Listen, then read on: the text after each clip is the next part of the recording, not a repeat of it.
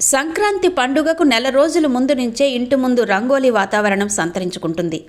యువతులు, పడుచు పిల్లలు పోటీలు పడి ముగ్గులు వేస్తూ ఉంటారు. సంక్రాంతి పండుగ రోజు వేసే ముగ్గులో ఖచ్చితంగా గొబ్బెమ్మలు పెట్టి వాటి చుట్టూ తిరుగుతూ పెళ్లికాని ఆడపిల్లలు నృత్యాలు చేస్తూ సందడి చేస్తారు. ఇలా దీని వెనుక ఆధ్యాత్మిక ఆధారమే కాదు, శాస్త్రీయ ఆధారం కూడా ఉంది. గొబ్బెమ్మలు శ్రీకృష్ణుడికి ఎంతో ఇష్టమైన గోపికా స్త్రీల రూపాలకి సంకేతంగా భావిస్తారు. ముగ్గు మధ్యలో పెట్టే పెద్ద గొబ్బెమ్మ గోదాదేవికి సంకేతమని భావిస్తారు. ఆవుని గౌరీమాతగా హిందువులు భావిస్తారు. అందుకే ఆవు పేడని పవిత్రంగా భావిస్తారు. పేడతో చేసిన గొబ్బెమ్మలు ముగ్గుల మీద పెట్టడం సంప్రదాయంగా వస్తోంది. పెళ్లికాని యువతులు ఇలా చేయడం వల్ల కోరుకున్న వ్యక్తి భర్తగా వస్తాడని నమ్మకం. పెళ్లికాని వాళ్ళు గొబ్బెమ్మలు పెడితే త్వరగా పెళ్ళవుతుందని నమ్ముతారు.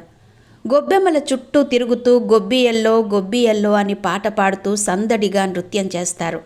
కృష్ణుడి మీద గోపికలకి ఉన్న భక్తి తమకు రావాలని కోరుకుంటూ గొబ్బెమ్మలు పెడతారు. గొబ్బెమ్మలు గోదాదేవితో సమానం కనుకే వాటిని కాలితో తొక్కరు. ఇంటి లోగిలి అందంగా ఉన్న ఇళ్ల మీద లక్ష్మీదేవి ఆశీస్సులుంటాయని నమ్ముతారు. ఇలా అందంగా అలంకరించడం అనేది లక్ష్మీదేవిని తమ ఇంట్లోకి ఆహ్వానించినట్టేనని భావిస్తారు. ఆవు పేడలో యాంటీబయోటిక్ లక్షణాలున్నాయని అంటారు.